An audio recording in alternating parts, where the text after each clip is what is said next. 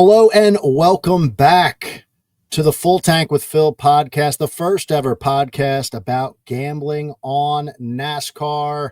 And this is, I guess, an off-season episode, an episode where we won't particularly be talking about gambling or specific bets, but happy to be back. And this has become kind of a yearly tradition where we're talking about the silly season breakdown. All right. So all the changes, we know that silly season isn't just for the off season anymore. It starts way early in the regular season where things start to change. Drivers start to shift seats. Contracts are terminated and new ones are created.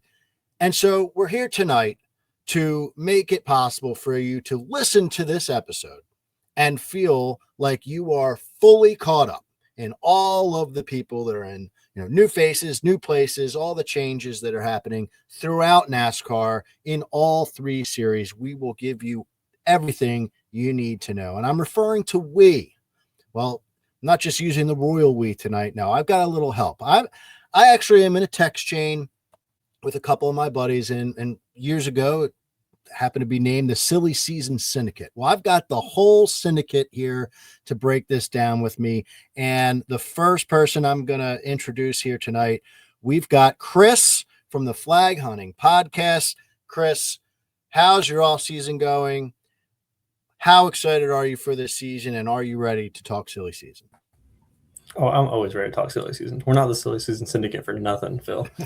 But no, I'm good. It honestly hasn't felt like an off season because of everything that's gone on, right, with the trial and everything. So like it's kind of felt like, even though we weren't really putting out content, I felt like I was engaged in NASCAR Twitter like every day. But I'm excited at just even tonight, like even just talking about what the changes are going to be and what we're expected to see for this year. It's going to be pumped. It's going to be pumped for the season. 10 days from the Clash. So we're almost there. You're exactly right. And I am also getting to that point where, yes, we're ready to start talking about cars on the track. I've had a pretty lazy off season. I haven't put in much to the podcast or, my Twitter account or anything like that. I've been relaxing pretty hard, catching up on real life, but I'm starting to get that itch. And so with that, I'm thrilled to welcome on our third member of the syndicate here, someone that quasi-retired from the mic. So I'm excited to introduce him back. We've got Derek Yoder from frontstretch.com. Derek, it's been a while, man. How are you? What have you been up to? And what's your excitement level heading into tonight? Yeah, this feels like old times again, guys. This is great. So, had to dust off the old mic to jump on a podcast. I use this now in my meetings for Front Stretch when I'm meeting with some partnership reps or marketing teams, what have you. For me, it's been a busy off season. I guess for some, this is kind of where my busyness of my season begins because everybody's back in the sport. So, reaching out, working on different deals for the upcoming year. And so for me, like you said, Chris, like the trial was kind of in everybody's face for so long, and then we saw it all play out and all the podcasts and all the post shows. So it was amazing to see what the industry could do with that much intel and data and just feeding it back to us, the fans that we were just hungry for. So, I'm looking forward to seeing cars on track. You said 10 days. I'm very much so looking forward to that. But guys, I've been hooked on dirt racing. I've been hooked on like IMSA starts this week. So I've kind of outside of the NASCAR world, I've really expanded my bubble, and I've been getting my fix. Just watched the Chili Bowl last week and the Tulsa Shootout before that. So I feel like I've been already watching cars on track, which has been a delight. It just seems like, and we're going to talk about a couple of the topics here right off the bat, but it just seems like the overarching theme right now is that everyone is in this like just happy mood that I haven't seen in a long time. And I think the Chili Bowl added to that. Listening to NASCAR radio this week, so many callers called in to talk about the Chili Bowl, just to say like, this was great. Like, great to see some action, great to see NASCAR drivers. We had Larson, we had Chris Bell, Corey LaJoie, etc. So it was just great to see people's, overall happiness with where things are at. So you guys touched on a couple things. The silly season, I guess, started, right? I haven't, Full Tank with Phil listeners, we haven't had an episode since Phoenix. So we'll be the last ones to talk about the trial, which was 2311 in Front Row versus NASCAR. Guys, just some quick thoughts from your perspective. Derek, I'll start with you because, you know, you mentioned the podcast. We had the front stretch guys doing a great job. We had the teardown guys doing a great job. Yeah. How did you absorb that stuff day to day, and what's your overall feelings after all that ended? Yeah, well, it was interesting hearing some of that feedback and just seeing how maybe ugly it was getting with some of the various things that came up, or you know, maybe some of the representatives that were going to be speaking. So that was intriguing. I have not really followed much court case stuff in my day, so to see that and understand a little bit more of the background was pretty phenomenal. You know, the end result, I'm glad that there was a settlement reached. Obviously, I think everybody would have loved to have seen that not play out as ugly. Like, to some of my partners that reached out, they were saying, like, what's this about? Like, this is crazy. We're hearing about it in our news day and age. And I know some people that had partnerships ready to go at tracks, and then the partners pulled back because they said, hey, I don't know what this lawsuit's about. We're going to pull back our funding. So to see that it's all done is awesome. And but I think I don't know what effects you, me, and Chris will see, or the person just kind of listening to the podcast right now. So I think that'll play out over time. Obviously, NASCAR has to do some shuffling of, because the fans are gonna be asking for it, and they're gonna have to appease to us a little bit more. I don't know how that happens. We followed the racing. I've been watching since '98, so I remember back in 2000, 2006 when it was really at its peak. I don't think we'll ever get back to that, but maybe there's ways to go back and try to give some of those elements. I know the chase is back, so there's some elements I'm curious to see, but I don't know if we'll know the effects of this, you know, the settlement until maybe 2 years from now. Yeah, no, you're probably right. Chris, how did you go about, you know, taking all that in, and what were your thoughts as it unfolded and after? Yeah, I mean, similar to Derek, right? Like, I don't feel like I ever followed a court case that closely before, to the point where, I mean, I think I even texted you guys at one point and was like, I'm going to potentially take PTO and go tomorrow, because I was like so enthralled by it. I didn't obviously get that opportunity, but I mean, I was that into it. I mean, I was just, the stuff that was coming out was stuff that we've never really had like foresight into before, right? Like a lot of the behind the scene financials and how those contracts work with the tracks. And it was incredible. It was incredible. And I feel like all the podcasts that were out there that people were doing, you know, between the teardown, front stretch, whoever it may be, right? They were all so good at just like relaying all the information that was happening in that courtroom. Cause you know, it wasn't, they weren't allowed to have phones when they're in the courtroom. So the fact that they were able to just write that down on paper and then regurgitate that in an hour-long podcast was also like amazing to me. Mm-hmm. But yeah, I mean, I think right at the end of the day, this was the best possible scenario. I think if it actually went all the way to the end, it would have been bad. I found myself even at times, like I went into the court case thinking like, oh, I'm full go. Like I'm on 2311 side, like F NASCAR. And then I felt like every day I was like riding roller coaster a little bit. Like, oh, I kind of see now why NASCAR did that. Or like then the next day it's like, oh no, screw that. Like I'm with Hamlin, right? So that was interesting. I did like Dale Jr. and Kelly did a podcast on their feed like halfway through it. And I liked the Dale is really good at like giving, like spinning things, right, to his own, the way he sees it, right? And he made a point about how, you know, everyone's making a big fuss about how the tracks had these clauses where no other series could race it there. And everyone was all up in arms. Oh, that's bull crap. That's monopoly, blah, blah, blah. Well, Dale swung it to basically say, well, if this goes all the way and 2311 does win, you do realize that these tracks are then going to have to void those contracts, and they could potentially lose the track altogether. And then we're not going to have tracks anymore, because it's not a good real estate investment to build a track like that. We're not just going to have brand new tracks pop up. So it's stuff like that I think was fascinating. And I'm glad that it just got settled, because it was not looking good there for a while. one more thing I guess that I'd add is like the one thing that is bothering me a little bit is they're talking about these permanent chargers, but really the phrase that they agreed to was evergreen chargers. To give a little background, my day job, I deal a lot with contracts. And evergreen is a term that we use in our world a lot. Evergreen does not mean permanent. Evergreen basically means it's permanent unless both sides have written consent to end it. So I just want everyone to know that, like, this is not a franchise by any means. Like this still could end, but it's permanent in the sense that like the teams can actually build on it now. So that was kind of my take. Good toss in there.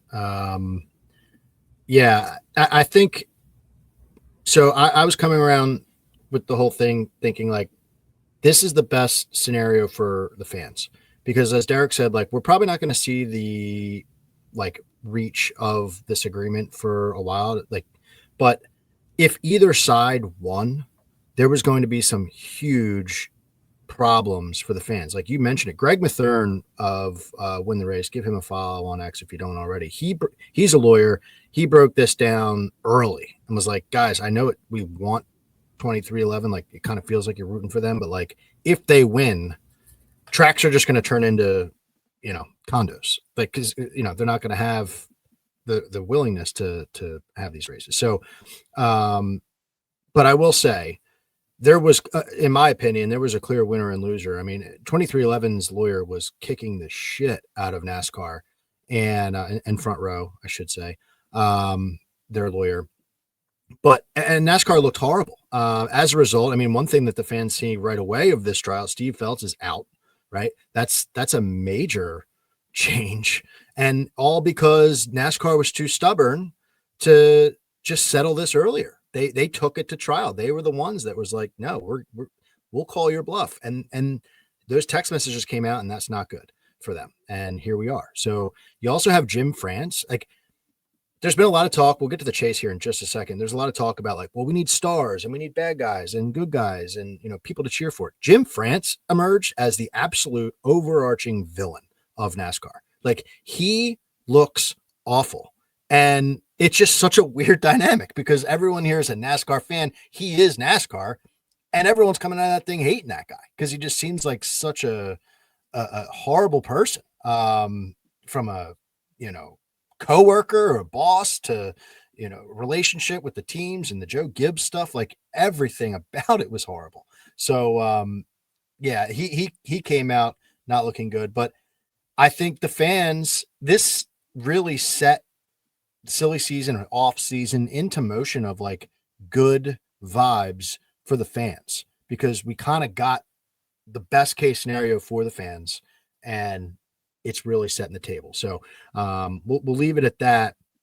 The next major piece just came out a couple weeks ago, which was, what are they going to do with the playoffs? What are they going to do with the postseason? How are they going to handle it? Last year, the playoff system just completely did not work, with Connor Zilic not winning and Denny Hamlin not winning the way that they lost. It just really needed a change. And so NASCAR went back and landed on a 10 race chase for their postseason, not calling it the playoffs anymore. They eliminated things that, seemed like a lot of people didn't like. For some reason, Mark Martin became like the number one tastemaker in NASCAR all of a sudden. I have no idea how that happened, but he had a major play in this. So it was either 36 races, 10 race, or some sort of variation with the playoffs. And they went with 10 races. And it seems like fans of NASCAR are all in agreement. Like, this is great. So you have this like weird kumbaya type feeling right now with the most toxic, like mean-spirited fan base ever, right? Like, since you've been a fan of NASCAR fans are always just like so miserable. Like, but this is like, boom, boom, 2 wins right off the bat where everyone's looking around each other like, wait, do we all agree on this? Like, this is great. So what are your guys' thoughts? I'll start with Chris. Thoughts on the chase, being back and, setting up for this season. Yeah. So I guess that I'm like indifferent, but like still on the happy side because I did not want a 36 race system. I did want some sort of like semblance of a playoff, right? preferably for me, the format that I was rooting for was like a 3-3-4, have like a multiple race championship. That way we still have the drama of the eliminations. We still kind of have that team chaos ability of storylines and all that. And I feel like you could still get a true champion out of that. I know there's probably a little bit, people will definitely disagree with that, but I don't know. I liked that style of playoff, right? But when it comes to the chase, though, I do think the chase is good. Like you said, like I think it was a good kumbaya. Like I think it was a good middle point, because apparently it's now come out that NASCAR was truthfully, they were between the 36 race and the chase. Like they just completely weren't even considering the playoff system, which is incredible to me that they that they went that far so fast. But yeah, I mean, I'm satisfied, I guess, is what I would say. Like I think it still has the potential to be fun. I think that I think it's going to take the drama out of, I don't think guys are just going to go for it in a race. Like there's definitely going to be guys that are just going to be like, okay, that was a good, and Phil's going to hate this, but we're going to hear that this is a good point today, right? Like that's going to be back. So yeah, I guess that's my thoughts on the whole one race championship. Though I was ruined this year. I kind of spoke to it on the draft's final episode as well, where I feel like in years past I was okay with that style, because it felt like the best guy that day won the race, and that didn't happen this past year. The fact that Larson got out of the car and was like, we didn't even lead a lap, we were the worst championship car today, like that's not what you want. So yeah, I think this is going to definitely crown a true champion. I just hope the fan base doesn't get bored in 3 or 4 more years when we have Kyle Larson winning 4 straight championships, because it's based on consistency. So Derek has been the one in our group chat, because I share similar feelings to Chris. I'm going to save my, kind of more of a breakdown for the season preview, because it kind of wraps into some more like the betting angle of it. So I'll save that for the next episode of like kind of more deeper thoughts from me. But Derek has been the one really leading us along, saying like, yeah, this is good. Here's why. Let's get excited.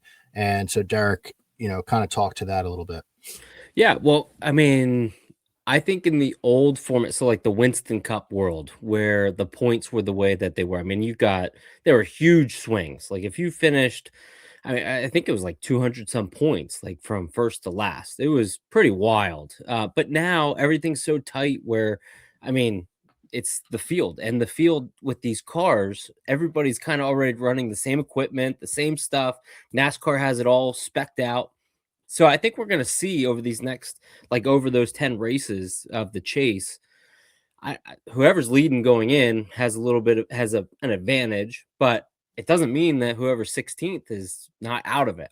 16, we can have that conversation.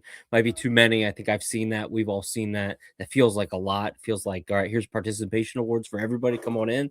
But I think the points the way that they are and how close they are, I think it's going to be really tight. I think we'll see 10 races. I don't think we'll see like somebody winning it with 2 or 3 to go like we used to, where Gordon won it or Kenseth would have won it and then didn't have to really, they just had to start essentially. And I don't think we'll see that. I wish they would have done the chase when we had Phoenix as the last race. I would have loved to see a 1 race playoff, for the last couple of years at Homestead. I think we all would have, but I'm looking forward to it. I think it's a welcome change. I didn't want 36 because I've seen like IndyCar and somehow these other series, and the winner like Alex Palou last year, which I don't follow IndyCar only because of the company I do, but like I know he won almost every other race, it felt like. And I'm thinking, well, if this is what NASCAR is trying to adopt from a full season, why do I, as an IndyCar fan, if I was a fan, why would I want to watch? Why would I care? So I think we would have gone downhill just a little bit as we're trying to gain fans and get fans back and appeal to a younger generation. So I think for Cup, O'Reilly, and the Truck Series, I think it's going to be a welcome change. I think we're going to see some fun racing. Chris, you're going to get some of that drama that you are really wanting. Yeah, no, I think it's great. Like I said, I'll save. I won't go on like a full on rant, but like before they announced it, I kind of felt like my wife when I asked her what she wants for dinner. Like, I know I don't want that, but I'm not sure what I want. You know what I mean? I knew I didn't want that 1 race championship, but I also don't know what I want. I know I don't want 36 races, but I know I don't, I'm not sure what I want. And when they first announced the 10 race chase, my visceral reaction was like, those who don't follow history are doomed to repeat it. Like we shut this down years ago for a reason. So why are we going back? But I think the world is different. Derek, you spoke to it. Like the teams are closer together now than ever. So we will see how this plays out. And I'm now, after a lot of soul searching here, I am very excited about the season. I do think this is the best scenario. Like seems like that's what everyone's saying. We're not breaking any news here. Right. But it's just there were some things that I still struggle with and have question marks about, but I'll save that for next time. So I gotta say, I'm a little disappointed we didn't get a fired up Phil, but we'll Phil's fired up. Yeah, Phil's fired up. Sorry, I had it backwards, but that just gives everyone a reason to gives you something to lean into, right? We got to all listen to that first episode. I like that. Yeah, I mean, look, it's not. Again, I'm happy with the way they landed, but I just have concerns. Like, and that's all I'll say. There's some things that I got my eye on that we want to, see if maybe they can correct if it plays out the way I think it will. But go ahead, Derek, you were going to say something. Yeah, I was going to say, Chris, we should have done this podcast after the Eagles lost and all three of our teams losing. That would have been, you would have got the fired up version there, which everybody, your podcast, your numbers would have spiked. That's a fact. Yeah. I mean, that would have been could you imagine the Monday of that'd been an epic podcast or wild card round? My goodness, we would have been talking about the chase and then leave it into how Hurts in the offense and all that. That would have been fun. Yeah, that would have been real fun. Well, we got our offensive coordinator out of here.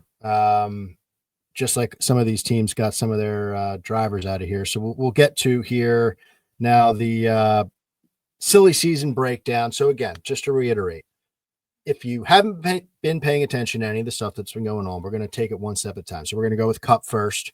Not a lot of changes in Cup, to be quite honest with you. They're making our lives easy this week with not a ton of craziness. Now, mark my words, boys. Next year, Cup is going to be an absolute monster of a podcast. We might just have to have a Cup podcast about the silly season because there's a lot of contracts about to expire. Agents everywhere are going to make their bones in 2026. That is a fact. So this is going to be a fun year to follow for those of us who are addicted to that kind of stuff. But we're going to break down Cup first, and then we'll get into O'Reilly and Truck thereafter. So let's start with some of the changes there's only 2 driver changes. That's really it. And then we'll talk about a couple crew chiefs here, but these are changes that were kind of well known, right? None of this was a shock. Daniel Suarez is moving from Trackhouse. He gets ousted from Trackhouse, and this was after Justin Haley. It was like a domino effect. I don't know what was first. I think Haley was out first at Spire, and then Suarez lost his ride at Trackhouse. So then he makes the move over to the number 7 Spire car. Derek, your thoughts on this move for Suarez replacing Haley there at Spire? Well, unfortunately for Suarez, this isn't his first time being kicked to the curb to a degree because he went from Stuart Haas and Joe Gibbs and Trackhouse. So hopefully now, Spire, I'm wearing some Spire gear as we speak. Hopefully this is a good spot for him. I think it's another prove it year. Obviously, you said, Phil, a lot of changes. So a lot of big names up for grabs coming in 27, and a lot of guys that are in the Xfinity or the O'Reilly ranks. They're going to be looking to get like Austin Hill comes to mind. Who at what point does he come up? So for Suarez, we know he's going to be good on road courses, or at least we think he will be super speedways as well. I'm really curious from a Spire perspective. Where are they going to grow the most this year? We know Carson has some raw speed. Michael McDowell could have easily won Texas late. Obviously, just pushed a little too hard and ended up giving it to Logano. But that team, with it being a Hendrick affiliate, they have speed. And now can they just put it together? We obviously Spire has one Cup win back with Haley back in the day at Daytona, but I really think for Spire this year, I would not be surprised if a team over under was at 1.5. Give me the over. Whoa. Yeah. Okay. Yeah. That's interesting. So you're looking at the Spire roster now with Hocevar and McDowell and adding Suarez to it as more firepower. Yep. Chris, agree, disagree? I mean, you don't have to take a bet there, but agree to disagree on, or agree or disagree on that, and your thoughts on Suarez. I don't necessarily disagree with that bet, but I don't think Suarez is the needle mover here. If I had to grade this, it's an upgrade for Spire as a team. Yes. But I think it's a lateral move as far as the driver in the car. But bringing in another veteran presence, bringing in the Freeway Insurance sponsor, right? Bringing in that big time money that Suarez has behind him. I think that's going to be great for Spire. And I think just adding another veteran presence alongside McDowell to kind of mentor Hocevar. There's been a lot of rumblings about how Hocevar, don't get me wrong, he's fast on the track. He's great with his fans. But there's been a lot of rumblings about how he's not great with kind of the meetings and all the intermediate stuff, right? In between. So we got to work on that, right? So I don't know how I feel about Suarez itself, but Spire as a whole, I do agree. I think they're on the upward trend. I think we talked about this in our text at one point. I just don't understand why Suarez didn't consider going down to JRM. I think that would have been a fantastic move. I thought that when he went on the Dale Jr. download, right when it was a week or two before we got the news that he was not going to be continuing with Trackhouse, I kind of thought in my brain, I was like, oh, Dale already knew this. Dale's jumping on this opportunity because he knows he can get Suarez in his car. The puzzle pieces were puzzling. And then all of a sudden it's like, oh, he's going to Spire. Weird. Did not see that coming. So I guess, again, I'm kind of indifferent here. I always take mental notes of the drivers who just can't get past their own ego, and the guys who are fully ego free can just go up, down. I always refer back to John Hunter. That guy has been up and down and up and down. He just likes to race, no ego whatsoever. And I think Suarez has a little bit of an ego on him. I think he's just scratching and clawing. He does not want to leave the Cup Series. And I can understand it, right? If this was a debate club, I could debate both sides of that. But I'll also say, totally in agreement on lateral move, completely horizontal move. So it's well, then, what are you really doing? And I kind of agree with what you said, Derek. From a Spire standpoint, they definitely bolster their roster a little bit. So if you're looking to measure success, my initial thought process was all right, well, is Suarez really going to be better than he was last year? But I took a step back and it's that it's not Suarez versus Suarez. It's 7-car versus 7-car.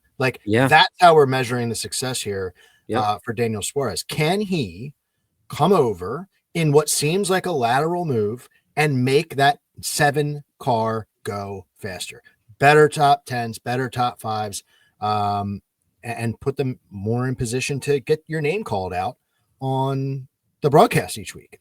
That's how you're going to measure success. It's not going to be Trackhouse Suarez versus this year Suarez. So we will see. I'll go on record and say I have my doubts. I don't know.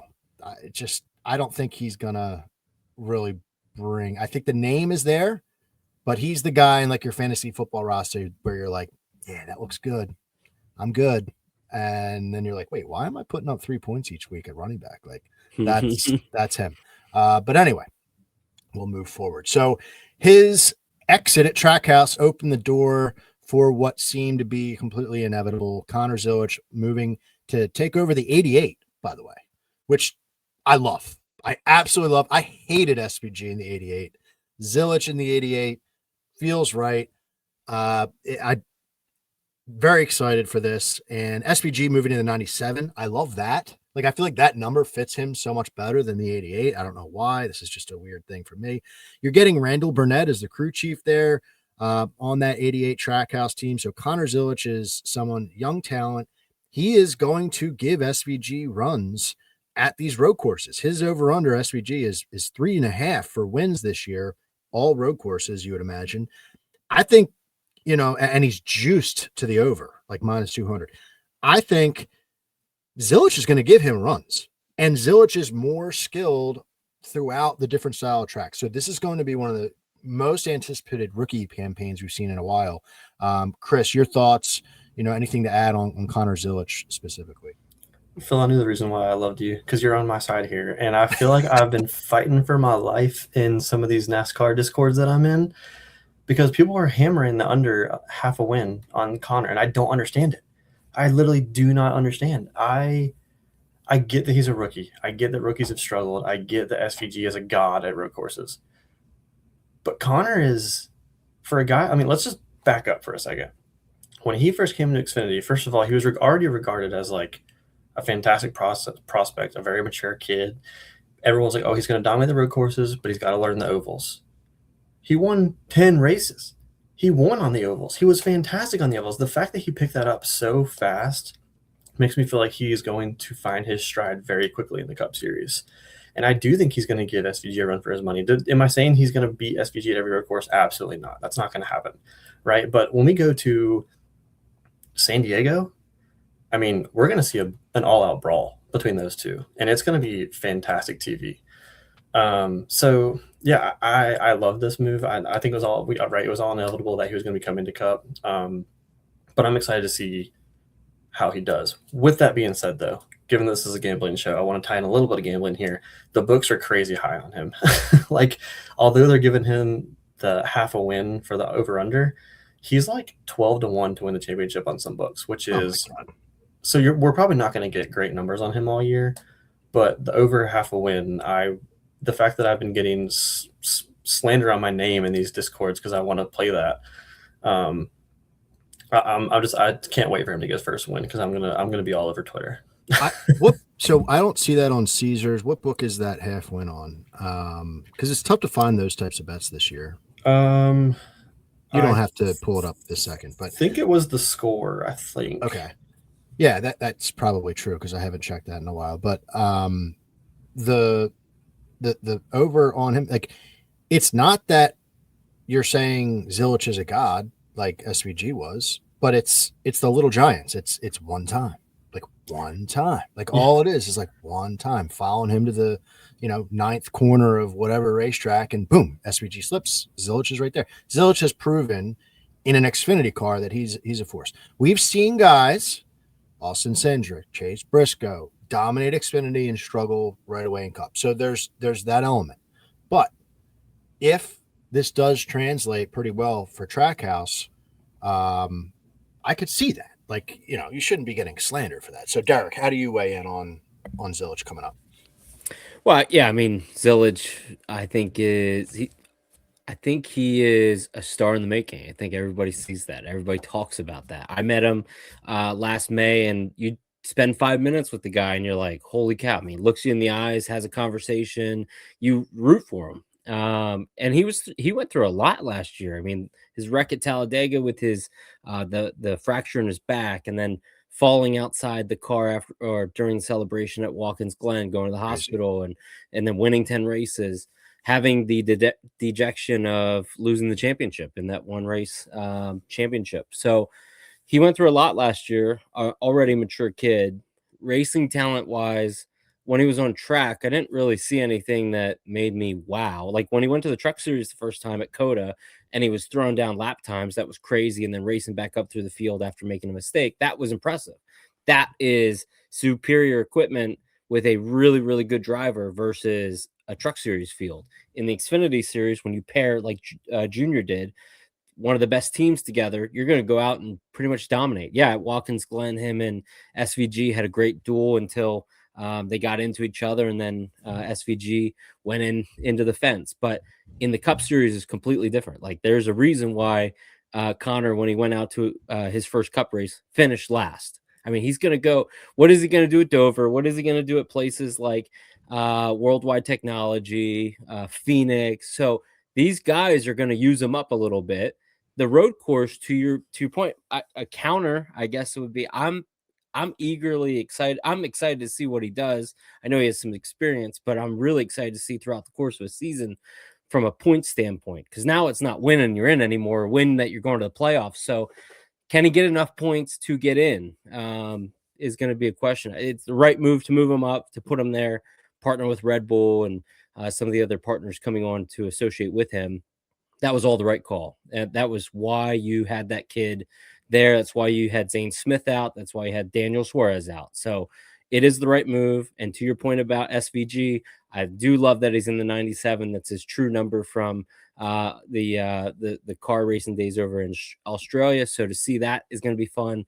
But I'm eager to see. I mean, he's already the rookie of the year, Connor Zilic. So congratulations to him. Yeah, so that 2026 rookie of the year, because he's the only rookie in this year's fight for it. So I'm optimistic, but I don't expect a whole lot.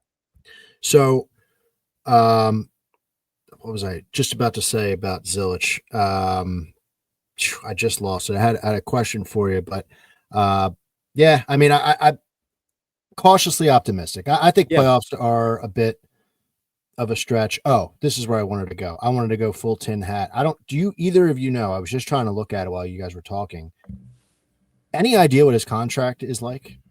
NASCAR contracts are so secretive. Yeah.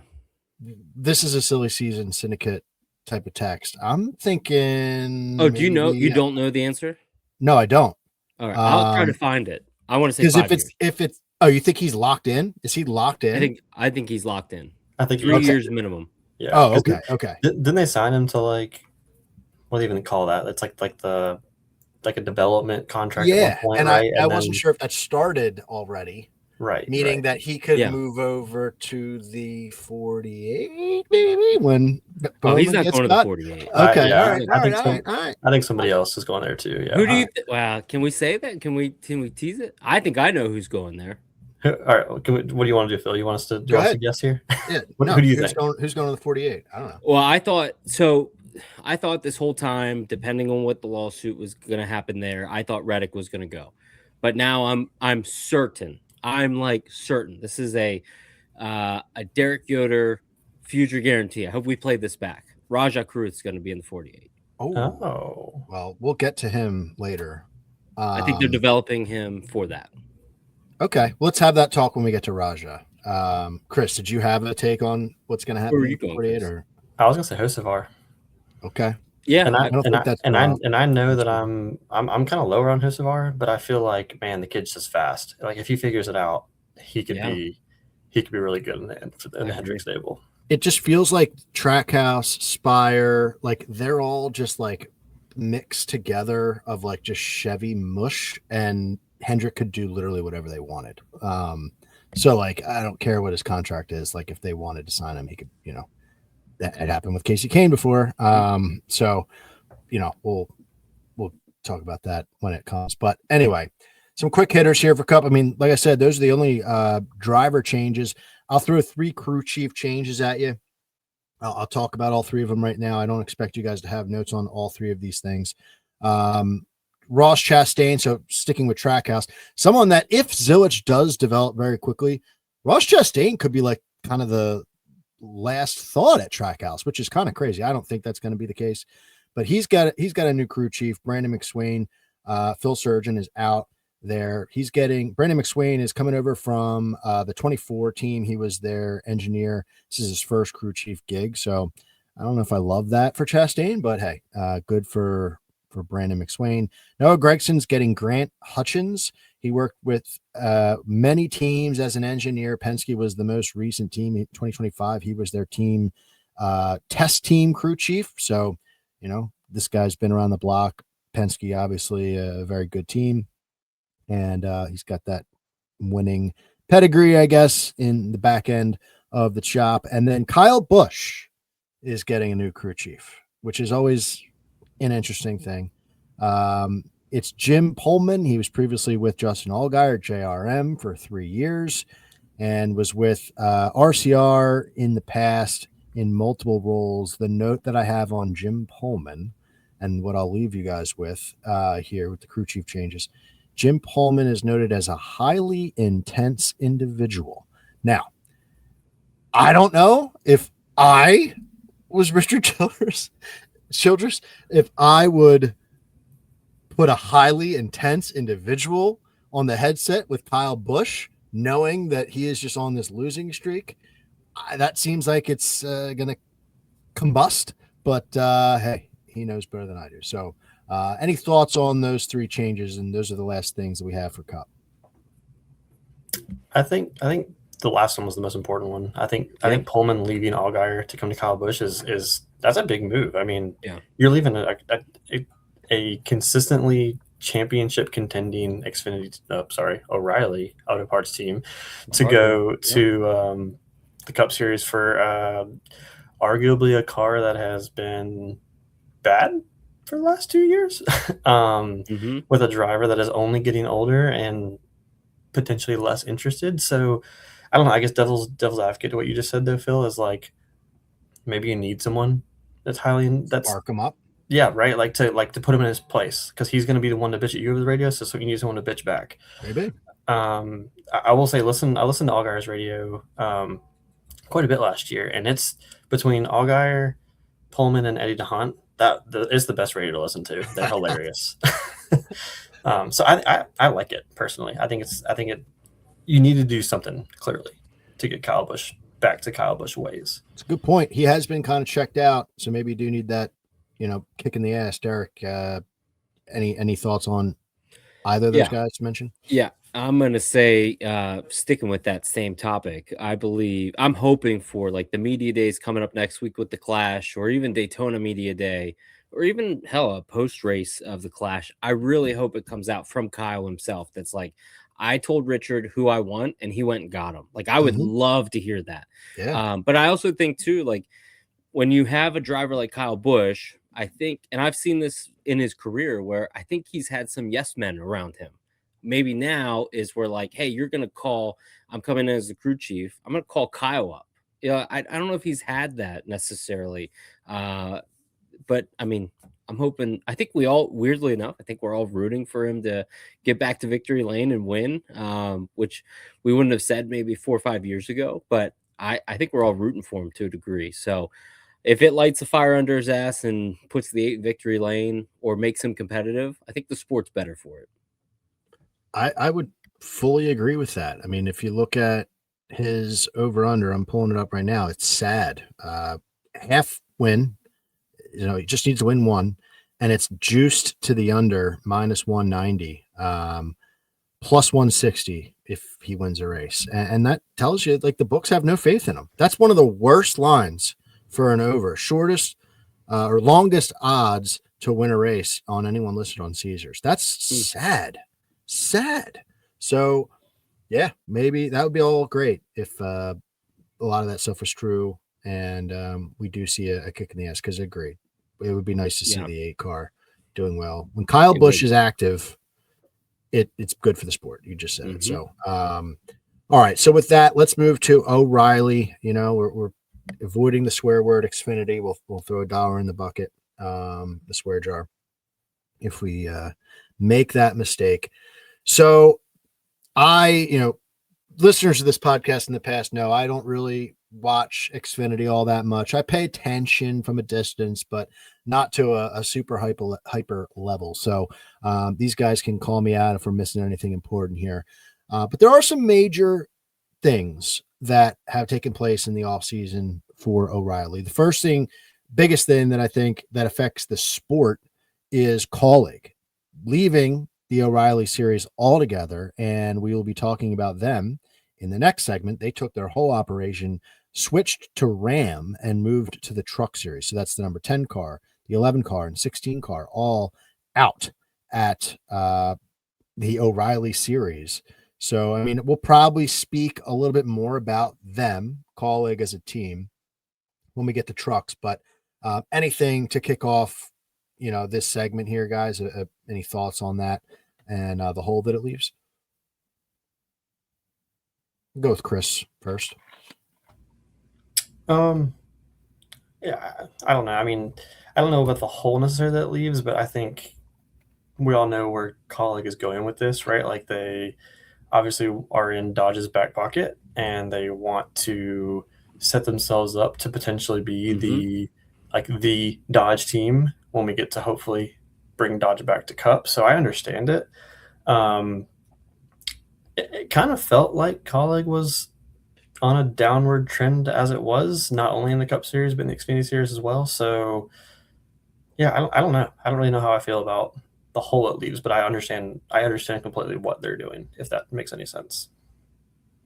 Yeah. Yeah. I think when I was referring to the hole, I think it's 3 cars that were decent enough cars, 3 drivers that were decent enough drivers just out of the series. Yeah. So, Derek, anything to say on their side? From the colleague side, no. I mean, they kind of obviously teams know well in advance when they're going to make moves like this. It makes sense when you think back on it, like, oh, why weren't the colleague cars better? Well, now we kind of get maybe an idea of why. So, if they were as competitive as they were years prior, where they were, I mean, their driver lineup and everything. No, I don't. I'm looking forward to having that for the truck conversation more than anything. I think there's. I know you don't watch the O'Reilly series as much, Phil. It's my favorite series to watch every week, hands Wow. down, no question. All right. Well, that's exciting. We can now move to something else that's pretty exciting, which is the JRM crew chief carousel. So they and Junior kind of spoke a little bit about this on his podcast. You know, they I don't think it was coming from a place of like frustration or anything. Like they just decided to make changes. And one of I had a name slip earlier when I was trying to say Richard Childress Racing. I said Freudian slip Richard Childers because he is coming in to Rodney Childers, mixing them all up here. He's coming in to be the crew chief of Carson Quapple in the 1 car, which is huge, right? We had a lot of hype around Justin Haley at the start of the season last year because of Rodney. And now he's joining up with Quapple, a championship 4 driver last year, JRM, top of the sport in that league. And you get one of the greatest crew chiefs of the modern era.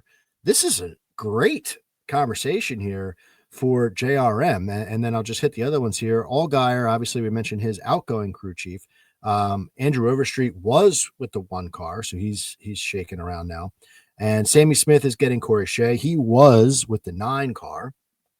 So just a complete shuffle of the crew chiefs there at JRM. Anything else to mention, or what are your thoughts? We'll go to Derek first on this one, on the carousel.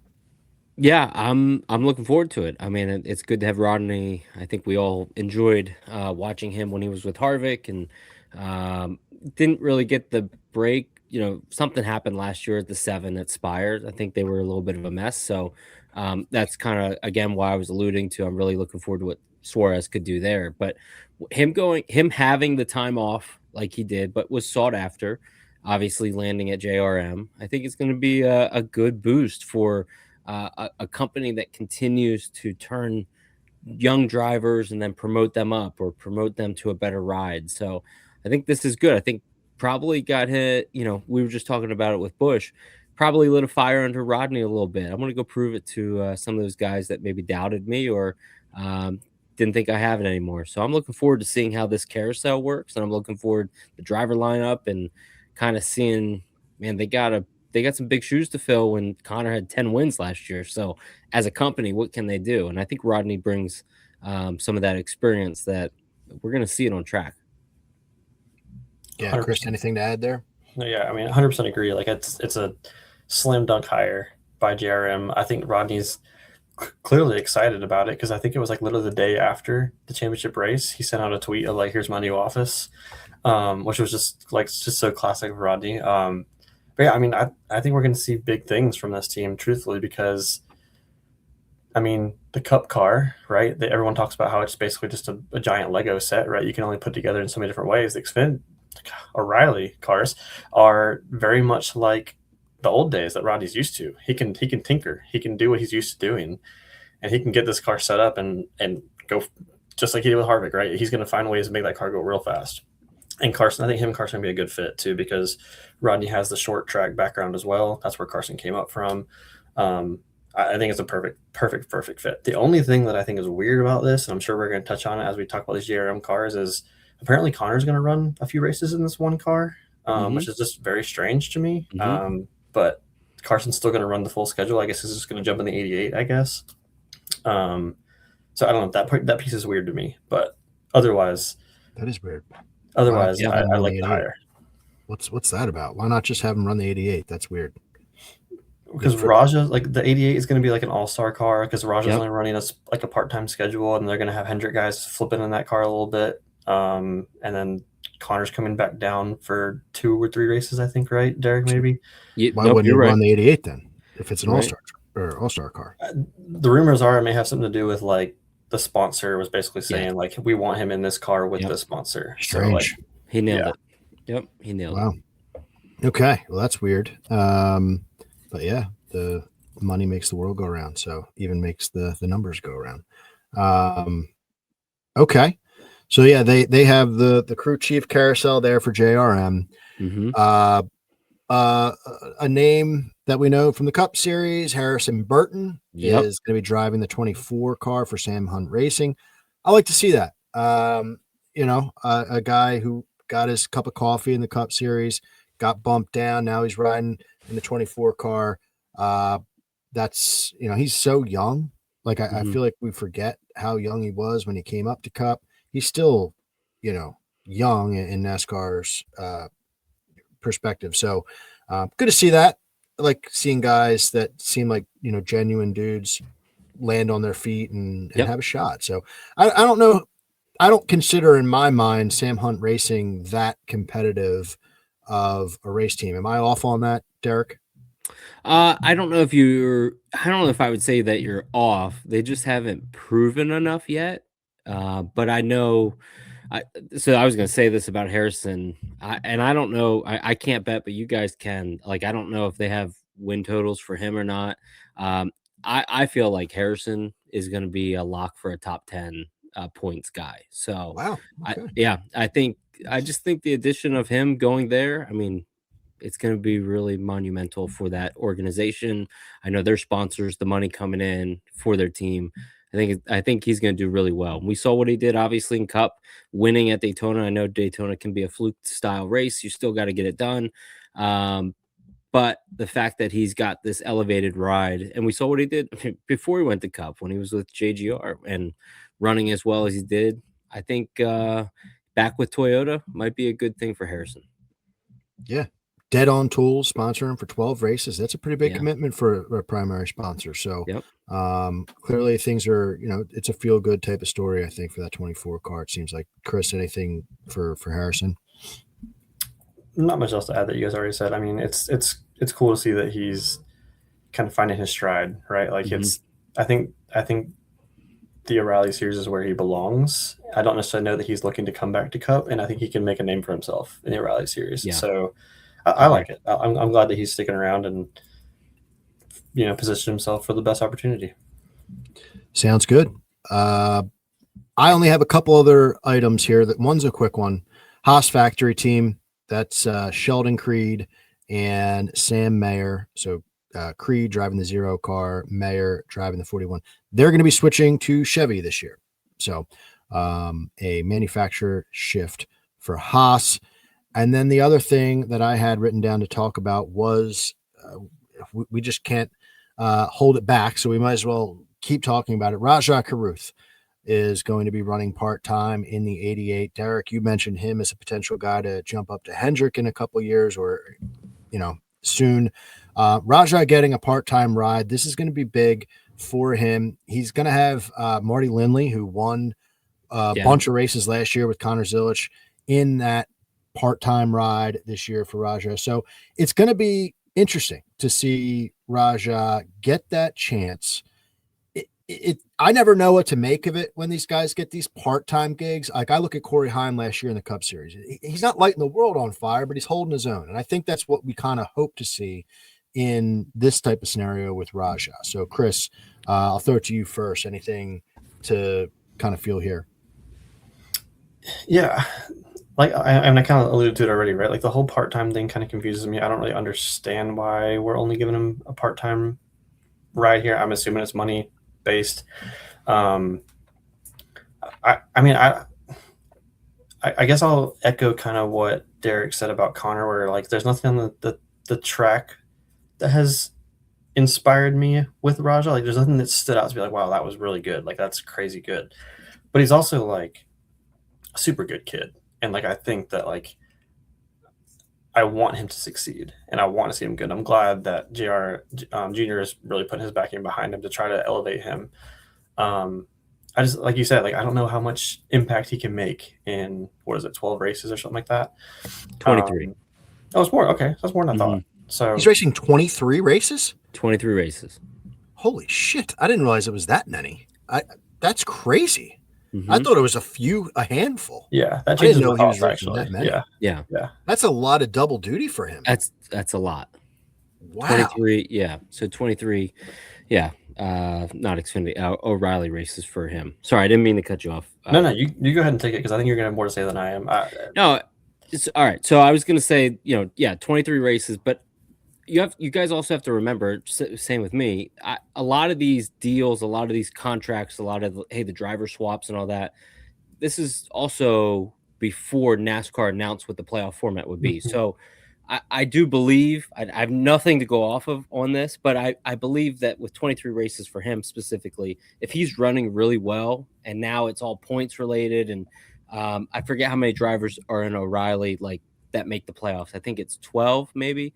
That sounds right. Wherever that, if he's in contention, Hendricks, they have the money. They're gonna go out and they're gonna put another car for Chase, for William, for Kyle, for Alex. So just my guess, right?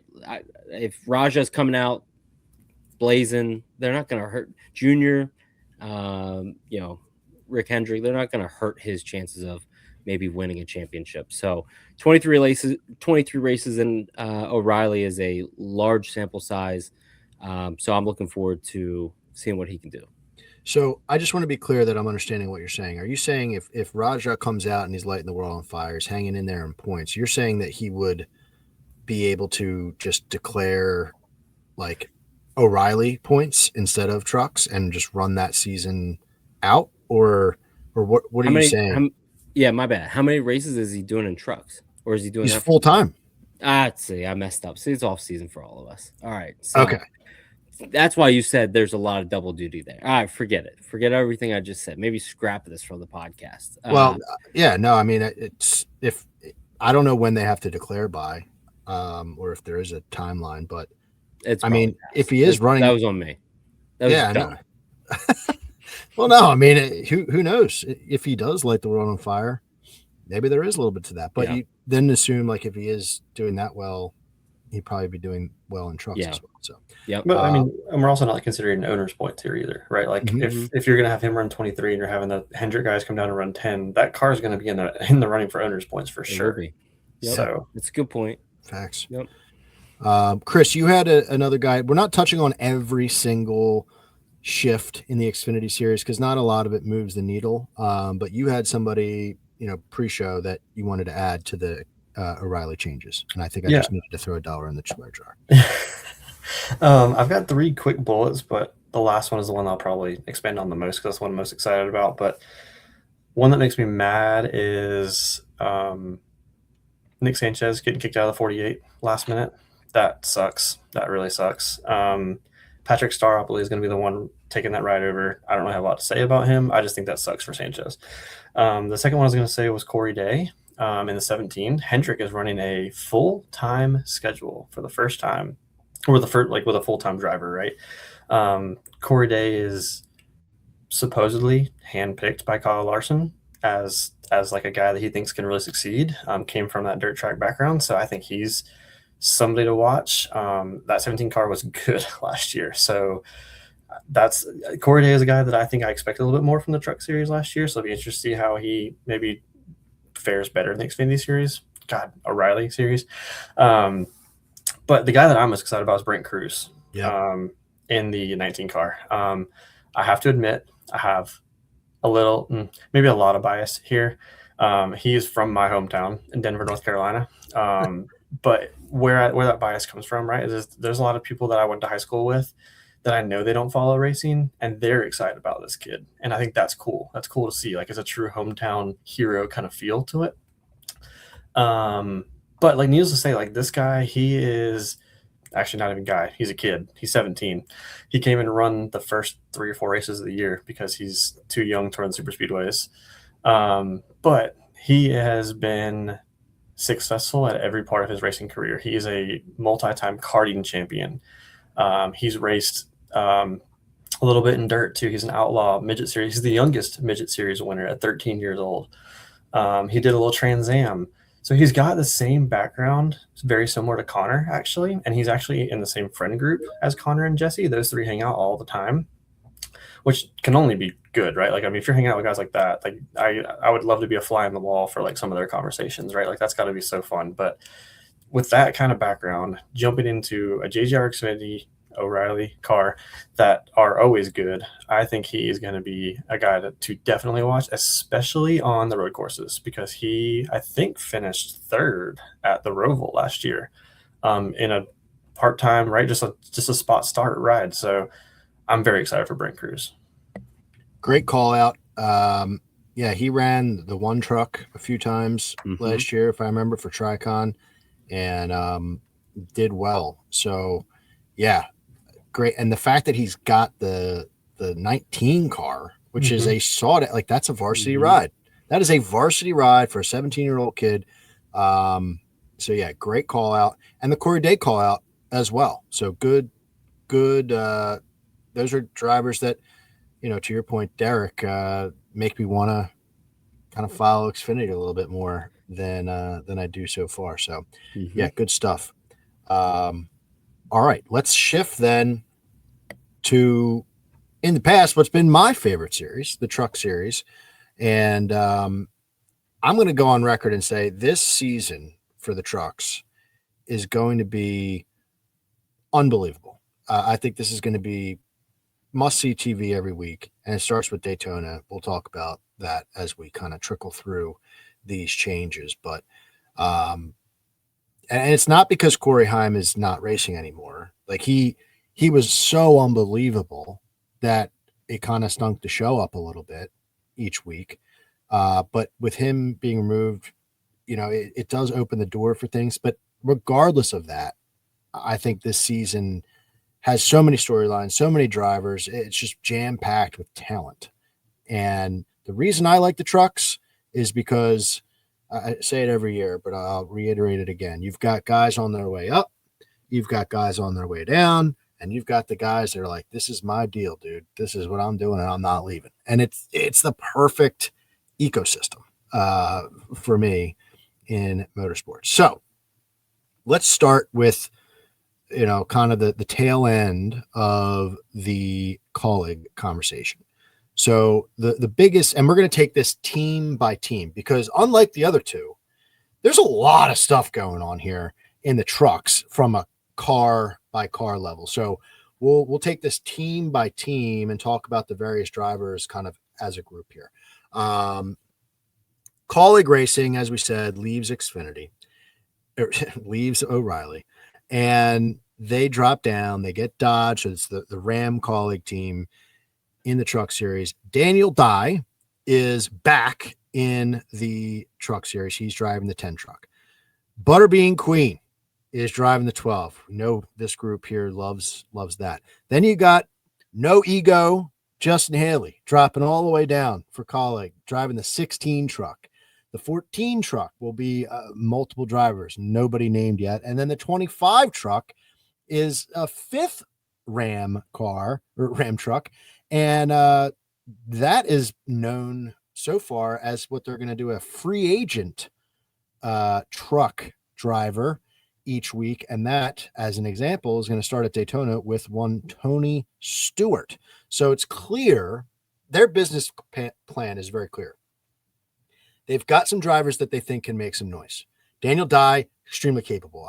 I'll circle around and it'll come back to me. I'll talk more about these drivers, I guess. But Daniel Dye, capable. Brendan Queen, very exciting. Justin Haley, a lot to prove. And then you got one truck that's just a multiple driver kind of truck. And then you have the like marketing truck, it seems like the one that's going to get people to turn their heads. This 25 truck is going to be like the one to get attention. So, guys, I'll start with you, Chris, this time. Thoughts on Dodge coming in, thoughts on Colleague's moves here, and any specifics on these drivers. By the way, crew chief's not announced yet for any of these guys. Yeah, no, I'm excited, right? Like we just talked about why they pulled out of Xfinity and why they're coming down to trucks, and this was the reason why, right? And I think they've got a great lineup already going as it is, right? You already alluded to Butterbean Queen. You tried to say Lightning McQueen there for a minute. I don't know if you noticed that, but you were trying to give him the ingrained in my head. He's on my TV every day. So that's exciting, right? I think that's a really good landing spot for him. I'm really excited for Justin Haley. I think he did not get a fair shot in that 7 car, as Derek alluded to, right? I think there was a little bit of a mess in that 7 camp last year. I don't really know what was going on. And then he gets ousted as a result of that. And I think that sucks for Haley. But to your point, Phil, like I'm glad he's willing to just go back down and say, screw it. I just want to go win some races and prove my way back up. And I love that for him. So excited to see what he has. The piece you didn't mention, the 14 truck is going to be this race. What are they calling it? Like the TV show, right? Where they're going to race for the ride or whatever. Oh my God, that's right.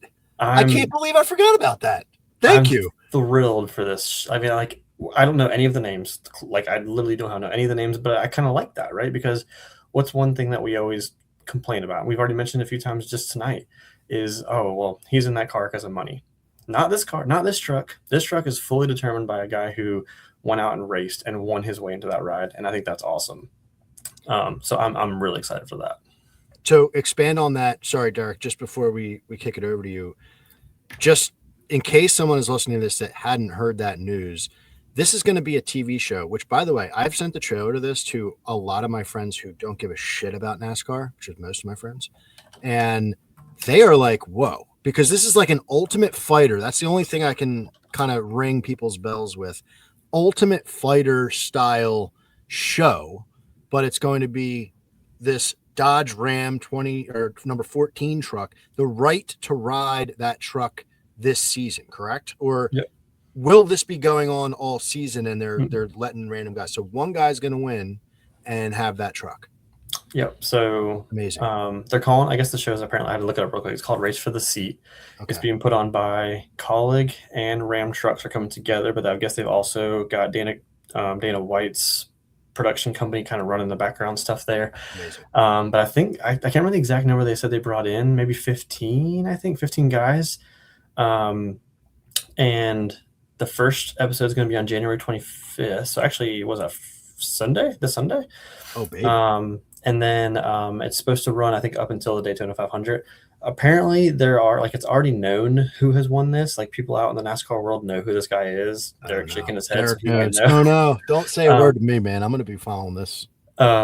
But yeah, the show itself, right? It's going to play it out, right? It's going to play it out exactly who wins this competition. Whoever wins it wins that seat for the year, and I think that's really cool. It's awesome that Colleague is even willing to do that. So, Derek, we've held you quiet for a little bit here, without spoiling that show. I'm not. Thoughts on Colleague? Thoughts on any of these drivers and that show? Maybe if you have anything on it. Yeah, I mean, from the Colleague standpoint, I'm so excited to have Ram back in the sport. I think that's going to be great. I think that we're going to see that obviously play out in the Cup Series, maybe the O'Reilly Series one day, but just to have them back in the sport is really cool. I was actually just on their website today looking at maybe buying some merch of there just to support it. Like I'm fired up. So yeah, I'm looking forward to having Tony Stewart come back at Daytona. I think that's going to be really cool. I think, like you said, Phil, like the marketing truck to a degree, they can bring a lot of buzz back to the sport, and Colleague has a huge opportunity in front of them to do that. And when you bring a guy like Tony Stewart that hasn't been in a NASCAR car for a little bit and obviously has some opinions of his own about the sport, but I mean, he's been doing drag racing and at a high level since he left as an owner. So this is going to be a lot of fun to watch. But I'm also like fired up about the 14 truck and how some of those drivers do that are like Queen, like Phil, you and me and Chris. I still have my when he raced at North Wilkesboro. Like I still have my shirt from that. Like I'm fired up to see him get an opportunity. Won Daytona ARCA race last year. He's got great equipment. The kid's a racer, especially in the short track. So I mean, we talk about Ty Majeski a lot about short tracks. Queen's going to be a guy that you're going to be watching week in and week out. So I'm really excited to see what the whole Ram lineup will be like. I cannot wait to see Queen battling Lane Riggs, like, and Ty Majeski, like on a short track. It's going to be fantastic. Good point.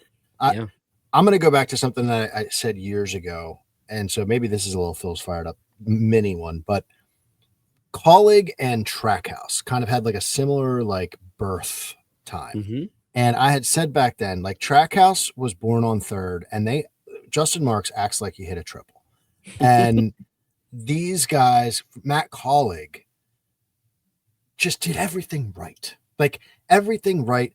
Grassroots, like taking their time. AJ Allmendinger was a big part of this, like just like racing the tracks they know they could do well at, and building a franchise to a point where they could, make money. And, they have their, Cup Series run and everything like that. Xfinity, obviously, but this is such a breath of fresh air. Like this is not just like rinse and repeat, like in the rat race type of shit. This is like good business. This is somebody who's like actively still trying to do stuff, not just poaching a road course racer and plopping him on your team and being like, look at us. Like this is actually doing something. So instead of, taking Xfinity for what it is every year and just, okay, we'll finish 10th in the standings every year. They're saying, no, we're going to go out. We'll partner with Dodge.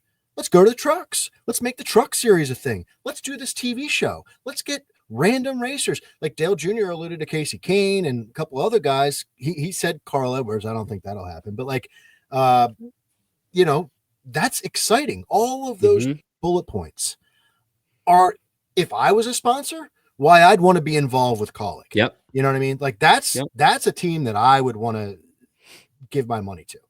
Go ahead. Were you going to say something there, Derek? Yeah, I was going to say Ty Norris is the biggest, advocate of all this change, because if you remember, Ty went from DEI. Chris, you remember those days? Went from DEI and then went over with Michael to help bring Toyota on and MWR. So like, this is no new feat for him. Watching how his progression has been and the teams he's had impacts on, I feel like I don't see how Colleague and Ram aren't successful out of the gate. There's going to be some.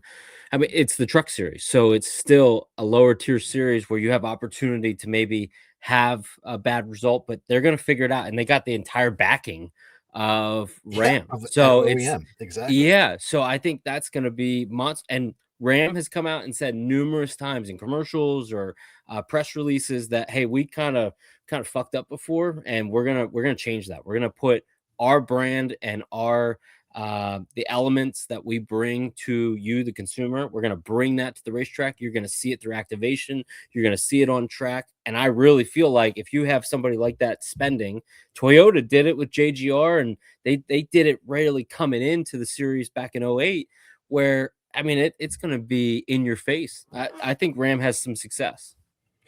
Yeah, and I, for a split second, was like in my head as these things were coming out, like, man, what if they're not fast? Like, what if they're not good? But then everything that you just said came into my mind. Like, there's more room to miss it and make it up. Like, and the fact that they have the whole backing of Dodge is going to help them. And the last guy that we haven't really talked about that I just want to sneak in here before we move on, I promise we'll move on.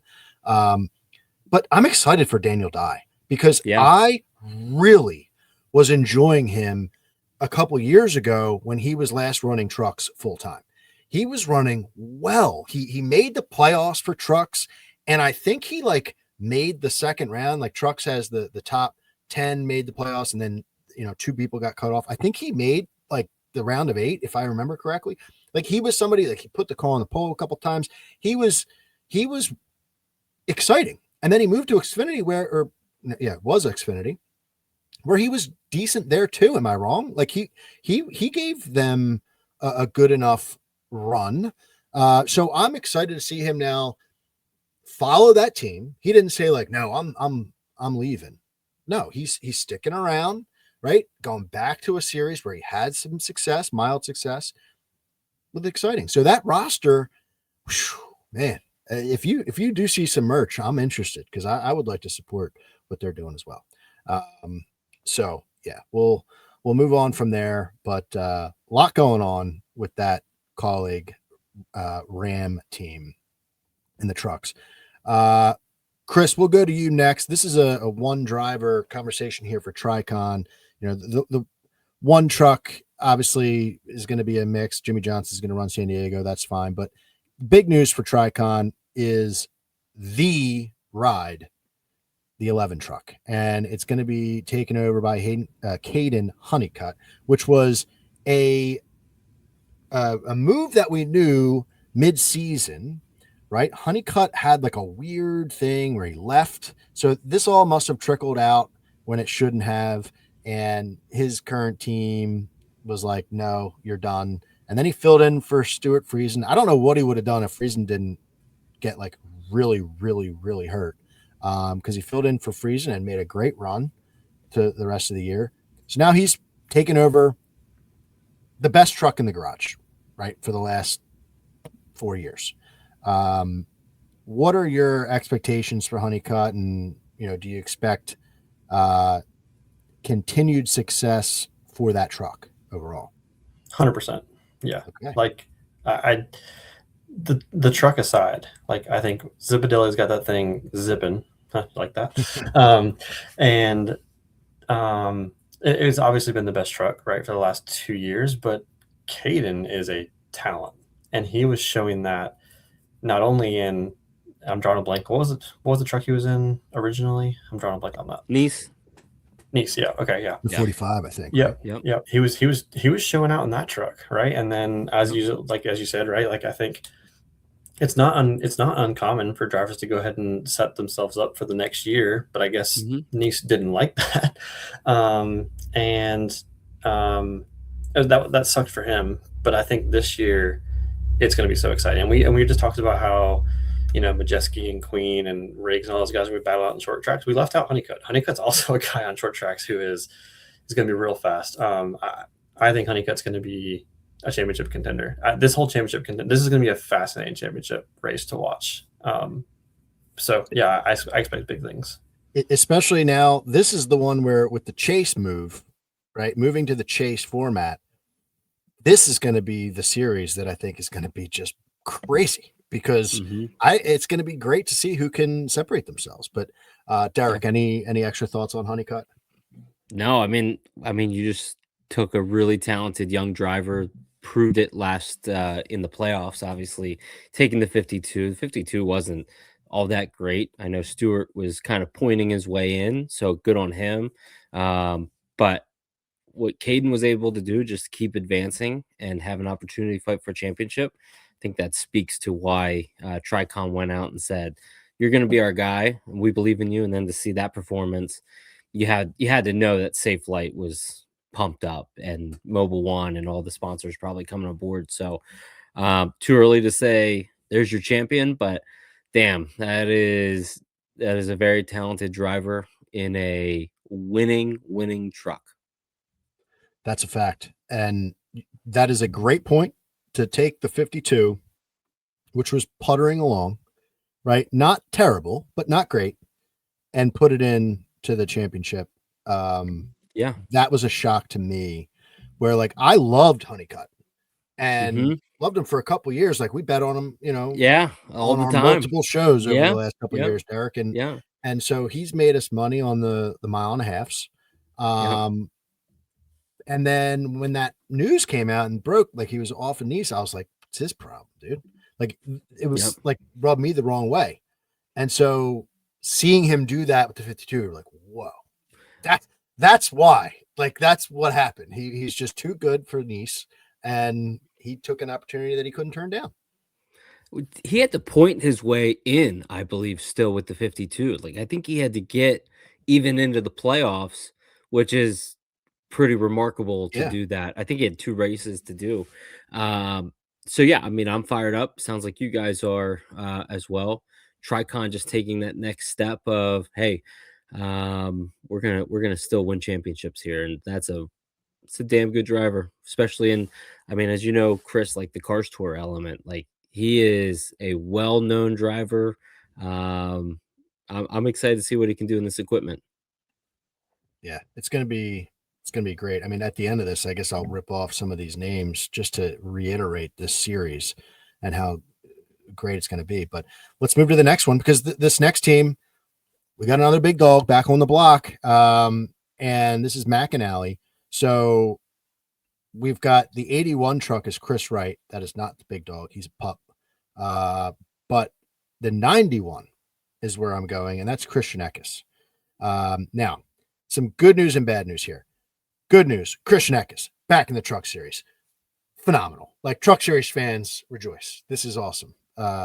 He is definitely one that I have really enjoyed watching over the years. Bad news. Why can't we just give him the 19 back? What is this 91 bullshit? Give Daniel Hemrick the 91. Like, he is the 19 driver. What is going on here? Give him the 19. So this is going to be easy for us this year, but I digress. Great to see Christian Eckes. You know, he gets bumped because he was driving with Colleague in the Xfinity last year, right? He was the driver of the 16. He gets bumped. Obviously, saw an opportunity. I don't know what shook out first. Colleague's Ram lineup got filled, or he saw an opportunity to join McAnally. They were like, "Oh, come on back, baby," because he was a championship contender every year. The last few years, he was full time. So great stuff here. Any thoughts on Christian Eckes specifically? Excited to have him back, like you said. I mean, I think when you think of some of these guys in the Truck Series, he he comes to mind, right? Like, oh yeah, that makes sense. He should be here. So him and battling against Haley and Honeycutt, Majeski, like you said it, Phil. This is going to be a damn good series, a very exciting series to watch. You got some talented guys that were in. I mean, Hemrick was an Xfinity Series champion at one time. So I'm looking forward to having him. I always like McAnally's trucks and the driver lineups that they roll out. Obviously, equipment's really good. They do so much not only in the Truck Series but the ARCA West and East Series as well. So really looking forward to seeing what that powerhouse of a team can do and how many wins they maybe rack up this year. Yeah, Chris, anything on those guys? Same sentiment. I mean, I think we're all excited for Eckes to be back. That's where he made his name. You know, we've said it a few times with other guys. I love the fact that he's just like, sure, I'll move back down and go have fun in trucks again. Because there's still like some Xfinity rides out there that I feel like he probably could have been in the running for, but he just said, you know, I'm going to come back. So I love that, and I think he's gonna be good, like, no doubt. I mean, I know we're saying a lot of these guys are going to be good, and the cream has to rise to the top at some point, and we'll figure out who that is. But you got to think that going back to that familiarity to that same team that he's already run for, he should succeed very quickly. I'm a McAnally fan, and I just fear that there's too many cooks in the kitchen in that garage. Like, I don't know where the resources are going. I know that's more of a fan conversation than reality. We like to say, like, well, where are they going to be putting their energy? And the teams are always rolling their eyes like, we put all of our energy everywhere. But you got Hemrick, you got Tyler Ankrum, who performed very well last year. And now you're throwing Eckes back into the mix. Like, that's big. I'm throwing Chris Wright out the window, but that's a lot of mouths to feed on that one team alone. And I'm just nervous that they don't have it. Their shop really built up like some of these other teams to be able to kind of handle that. That's the only thing I'll say. We'll move to a team here that does have the ability to do this. Thor Sport. So just some minor changes here. We have Matt Crafton retiring, which is sad because he was just such a staple in this series. I love that bright yellow truck. Majeski's going to take over the iconic number 88. Jake Garcia is moving to the 98. So just some number changes here. Ben Rhodes will remain in the 99. And then the leftover car, right? The number 13 truck. ThorSport does a good job with their 3 big dogs, but their fourth, it's kind of like Hendrick Motorsports. Their fourth truck has never really performed well. And they tagged a guy named, pulling my notes up right now, Cole Butcher. He's 29 years old. He won the ASA Stars National Tour 2025. And Majeski came from that same series. He beat Butcher in 2023. I guess they had like a battle for the championship in that series back in 2023. So like that series has a good history as far as like a pedigree to the truck series and ThorSport and whatever with Majeski there. But tough to really feel like Butcher's going to make much of an impact right away with ThorSport. But you know, that's it. So any comments here on the number changes or Butcher? I'll go with Chris first. I have no thoughts on Butcher. You taught me some things there. I did not know any of that stuff. So I did clearly not do my research on him. But yeah, Crafton, I think it was, I know that you said it's sad, but it's also, I think it was time. He kind of was starting to be the old guy yelling at the clouds towards the end of the season there, where he was just mad about everything. It seemed like every week he was mad about something. But yeah, I mean, to me, the only guy that I think matters in this camp is Majeski. To me, I mean, Majeski, I don't even think he really had that great of a season last year and was almost the champion. I mean, he's phenomenal at the short tracks, phenomenal when the pressure is on. So yeah, I guess that's my really quick thoughts. Majeski's the only guy in that camp that I'm excited for. Derek, anything on ThorSport coming into this year? Yeah, I think Majeski, who deals with a lot of bad luck. Maybe I'm wrong in that. Like, I feel like he runs well and then gets late in the race and something happens, or a bad pit stop, or a mechanical failure. So I feel like maybe a new number change will be good for him and just kind of refuel everything you said. Matt Crafton was kind of the old man yelling at the clouds. He gave us at Phoenix a great soundbite. I think it did about 250,000 views just on him popping off on the truck series. So that was good. But yeah, I think Majeski and Rhodes, I want to see. I think the sport is that series specifically is better when those two guys are running well and competing with some of the big dogs. So I'm looking forward to seeing what ThorSport can do this year, especially with those two trucks. And Butcher, I'm not sure what he'll bring to the table first year out. So maybe that'll be a surprise. Yeah. I find it hard to believe that they'll be able to field 4 competitive trucks, but it'll be interesting to see if he can hold his own compared to Haley Deegan, who's been in that spot before, didn't work. We'll see if this can. So last real thing that I have as far as a silly season update, we'll go to you first here, Derek Neese. We've got the 42 truck, Tyler Reef. He's running the majority of the year.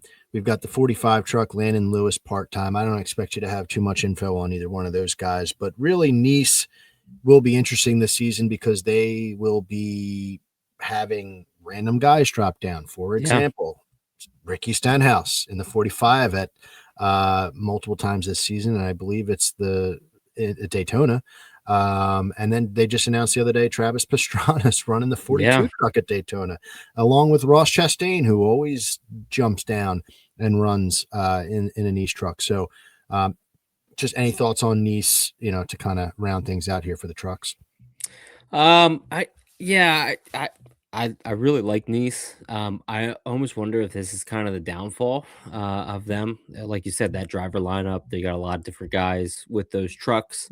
That's where Honeycutt came from, Chastain, obviously. So I'm kind of looking forward to seeing what some of these part-time guys can do. Pastrana coming back, obviously, and then Chastain and Stenhouse at Daytona is going to be a lot of fun. So Daytona is pretty loaded with a driver lineup for getting excited and amped up to watch that race. So looking forward to that. But man, I think Nice is just in a weird period right now where they're trying to, kind of recalibrate and redo their organization and then find those drivers that are in that series that they can work their way up. So, yeah, time will tell with them. But used to be, I mean, years past, used to be a really good team. So hopefully they can bring some speed and development. You know what thought just came to mind was, Hmm. I think I want to say 2 or 3 years ago, the three of us did a podcast together talking about silly season, go figure. And I brought forward one of my like theories for the future, and it just came to me just now. I just remember that I said this, and you mentioned right, Nice used to be a great program, and I remember thinking at one point, Nice is going to try to they're going to try to keep Hocevar under their helm, and they're going to try to partner up with Trackhouse, and they're going to create like a monster cup team, like a Trackhouse Nice cup team with Chastain and Hocevar and whoever it might be. Like, funny how that's kind of like Trackhouse still has created quite a team, but just not with Nice. Yeah. So it's interesting to see how the mighty have fallen a little bit. Yeah, that's a good point. All right, Phil, do you know anything about like Landon Lewis, Connor Jones, any of those guys? Because like in the lower ranks, they're pretty. I mean, Landon Lewis is pretty known. Do you know anything about those guys? No, I'm not too caught up on those guys at all. Actually, I just know, as soon as I see that they're running part-time, I'm immediately less interested. Yeah. But if they can show, because in this time of year, I'm thinking like championship runs, who's going to be consistent. But from a week by week gambling standpoint, if anybody can have like kind of a niche for Nice, so whether it's like a super speedway or short track or intermediates, like that's how Honeycutt kind of got his attention, is like running Kansas. Those mile and a halves, like doing well.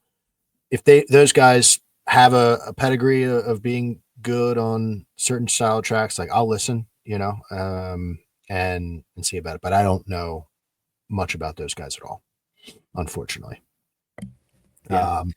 We need to get you a Flow membership or subscription. Then you'll learn more about these guys. Yeah, maybe someone from Flow will watch us on YouTube and hook us up.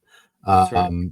So just to kind of recap, and we're going to wrap all this up with something new here that you guys can weigh in on. But I just want to, wrapping up the truck series, we've got Honeycutt in the 11. These are all championship contenders, right? Honeycutt in the 11. We've got the front row guys, Lane Riggs, Chandler Smith. We've got Daniel Hemrick, Tyler Ankrum, Christian Eckes back into play. We've got the new Ram trucks, like we mentioned, Daniel Dye, Butterbean Queen, Justin Haley, then the Thor Sport guys, Ben Rose, Ty Majeski, Jake Garcia, all factors. I mean, am I leaving anybody out, guys, that like, because there's just so many that Gio Ruggiero, like he's someone that we should watch for this year, honestly. Guys that, and Grant Enfinger, like how am I missing my guy Grant? He's like my favorite guy. He's kind of fading a little bit as far as a championship contender, but you never know if you're Mr. Consistency now. This is going to be one hell of a ride, and I can't wait for it. So did I miss anybody or anybody that, stands out the most? Any championship picks here? I mean, Raja, you mentioned Raja earlier when we were talking about O'Reilly, right? Raja's going to be running full-time. He's full-time trucks, He's full-time trucks. Yeah. And with the Hendrick car sponsor too, so that's going to have some Hendrick backing. Bono is the crew chief, which Bono is he's a multi-time champion, right, in the truck series, I think, or he's at least got one.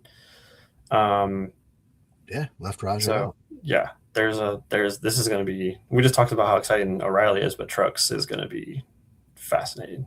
Yeah, pumped up. Well, I'm going to wrap things up with something that I told you guys about, but this is the first time I'm going to be trying to do this. So I want to throw out at times random topics. We're going to do full tank ranks, and whatever the topic is, I'll rank it 5 through 1. So we're going to start, since it's a silly season, I'm going to talk about the silly season changes I'm most excited about. for 2026. So full tank ranks starting at number 5. What am I most excited about? Number 5 is Rajah Caruth running part-time in the Xfinity Series. I'm excited to see what he can do and, the type of momentum that he can get for his career going up and running those races and seeing where that progresses to. Derek mentioned, potential cup ride in the near future. So Rajah running part-time in Xfinity, my number 5 silly season move. Number 4, my guy Christian Eckes back into the trucks. He should be driving the 19 truck, but we'll let that slide. He's back at McAnally. I think he is going to bring a huge element to the championship picture for the trucks this season. Number 3, we're going to go with Caden Honeycutt to the 11. This is going to be a monster move. And we've seen things in the past, like the 42 vacated by Hocevar. We've seen the 19 vacated by Eckes in the past, replaced by guys who haven't been able to replicate that success. I think that changes here with the 11 truck moving forward with Caden Honeycutt and taking that on. Number 2 is going to be Ram going to the truck series. All of those drivers, I'm cheating a little bit. I got all 3 of these drivers, but I'm just so excited to see Dodge full on action here. What can they do? Can they be fast? Can they make this, business decision pay off for them in the long term? It all starts right here in its infancy. And number 1, I'm going with Connor Zilich to Cup. That's what I'm most excited for this year, boys. Riding that Red Bull car, number 88, young guy, a lot of hype. Connor Zilich, I'm expecting a lot from him this season. So those are the full tank ranks for silly season 1 through 5. Fellas, any tweaks, comments, anything you guys would have thrown in there? Corey Day, you said, just kind of those Xfinity guys, those young guys in the series, definitely. Brent Cruz, Cruz and Harrison Burton. I think those 3 are going to be a lot of fun to watch. So I think your ranks are pretty spot on. Yeah, I'd agree with that. I mean, as you were doing, I was jotting down what I think my 5 would be, and I was going to cheat with Ram as well. So I'm glad you did that. I like that one a lot. I think just because I spoke him up so much, I have to put Cruz in mine. So I'd probably find a way to get him in there. But totally agree with Connor number 1. Like, I think you guys saw my excitement for Connor too. I'm so excited to see. We need somebody to put up a fight against Shane. So I'm really, really curious to see how that's going to play out. So I love the fact that he's at 1. Well, fellas, we've been at this for a while now. It always happens. But I've been looking forward to this all week since you guys said you could do this. So thankful that you guys could do this. Thankful of the time you're able to give tonight and staying up late. Appreciate it. And thank you for helping me get more excited about the 2026 season here. And hopefully anyone listening to this feels like they're locked and loaded, ready to go. I think we did a decent job, guys, like talking about the different teams, talking about the shakers and movers. So, I'll throw it to you, Derek. Coming out of, like I said, quasi-retirement. Yeah. Working over at Front Stretch means a lot for you to jump on and, let everyone know how they can support you. No, I appreciate it. I'm glad to have been asked, and obviously our text thread is a lot of fun each and every week whenever we throw some stuff in there. So, for everybody out there, please, if you guys can support Front Stretch, follow them on social media. We got a lot of exciting stuff coming down the pike with some of our partners, and all of our we send reporters to every race, so we're always there. Don't hesitate to reach out and connect with them. We're always wanting to meet people and say hello. So I kind of took my talents over to the LinkedIn world. I do a lot with different partnerships and activations and a lot of things that are on kind of track that week. So I might be bringing that over to Twitter just to just throw it in another sector. But I appreciate you having me on, and thanks for giving us this platform. Of course. This was a treat. And Chris, Flag Hunting Pod, tell everyone how they can find you, how they can support you guys, and thanks to you for coming on as well. No, of course, this was always a blast. Like, I was so stoked that we got Derek to dust off the mic because it's been too long. So, yeah, it's been really, really fun. For us at flag hunting, yeah, we're still kind of doing the same thing. Unfortunately, we haven't been able to find a recording schedule between me and Ian, so we haven't really recorded a podcast in a while, but we're still putting out weekly cards. Ian's still writing for Rotoballer. He's doing a lot for Rotoballer. He's taking on a bigger role over there. I think Ian's also going to be a guest host on the 19th hole with In Between Media from time to time again, so he's going to be jumping on there. I don't know if I'm supposed to say this yet, but I'm also talking to Seth about maybe jumping on the back road a good bit and helping run in there. Seth developed a model over there last season. He wants me to kind of help him out with that. So I think I'm going to help him run that model for the in-between media guys. So we're just we're kind of tinkering a little everywhere. But we'll still have weekly cards out on our Twitter page each week. Yeah, excited for the new seasons. I mean, golf's already underway tomorrow, actually. So Ian's already cranked out his first article of the season. So we're excited. Wow. Yeah, it's crazy. Everything's firing back up. And it's just so great to hear, this little NASCAR sports community that we have. It is just great to hear, Seth's name, In Between Media's name, like everything working out for people and everyone's continued success. Very blessed and happy to hear that. So good stuff all around. I'm hoping that this is like we said, NASCAR fans seem like they're in a good, happy mood starting the season. I'm hoping that this continues, and 2026 is just a fantastic year here. We're kicking things off the right way with this episode. So thanks again to you guys for coming on and getting it going right. So with that, we'll wrap up the first episode of the 2026 season of the Full Tank with Phil podcast. Thank you all for hanging with us. Hopefully you feel up to date and you're ready to go for Daytona in a couple weeks. Give a look to this podcast for a season preview episode coming up in the next week or so. We might have a special guest there as well. But remember, drive fast, take chances. And for Derek, Chris, and myself, we'll see you next time.